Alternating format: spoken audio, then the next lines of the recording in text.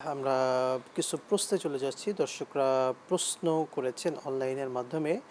বিশেষ করে আমাদের মা-বোনদের ক্ষেত্রে যেটি হয়ে থাকে, তারা বিভিন্ন পিল বা ঔষধ খেয়ে, মেডিসিন নিয়ে তারা তাদের প্রত্যেক মাসিক যে অসুস্থতা আছে সেটাকে বন্ধ রাখার অনেকে চেষ্টা করেন বা বন্ধ করেন। প্রশ্ন হচ্ছে যে এরকম পিল বা কিংবা বিভিন্ন ট্যাবলেট খেয়ে এইরকমভাবে মাসিক পিরিয়ড যেটা আছে সেটা বন্ধ রাখা ইসলামসম্মত কিনা? আসলে কেউ যদি পিল খেয়ে বা ওষুধ খেয়ে যদি তার পিরিয়ডকে বন্ধ করতে চায়, শরীয়তে এটা নিষেধ নেই, করতে পারে।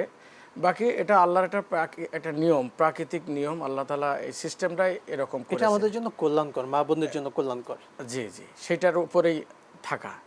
বাকি যদি কোনো শারীরিক ক্ষতি না হয়, কোনো যদি পার্শ্ব প্রতিক্রিয়া না হয়, তাহলে করতে পারে, অর্থাৎ সমস্যা নেই। বিশেষ কোনো মুহূর্তে, যেমন কেউ হজের সফরে রওনা করলেন জি, জি, কিংবা ওমরার সফরে রওনা করেছেন, এমন কঠিন সিচুয়েশনে জি, জি, তিনি সে সময়টার জন্য নিজেকে, করতে পারেন, কারণ সুযোগ মানুষের আছে। জীবনে হজ তো বারবার জি, আসে জি, না, জি, জি। একবার আসে। এই রোজার সময় সিচুয়েশন হতে পারে যে কেউ যদি মনে করতে পারে যে আমি এটা বন্ধ রেখে রোজাটা পালন করব, যদি কোনো ক্ষতি না হয় ক্ষতি আর কি। না হয়, এটা খেয়াল রাখতে হবে, কারণ এটা আল্লাহর একটা নিয়ম। নিঃসন্দেহে, এবং এটার মাধ্যমে আমাদের মা বোনদের শারীরিক সুস্থতার একটা বড় ব্যাপার আছে। ব্যাপার আছে, জি, জি।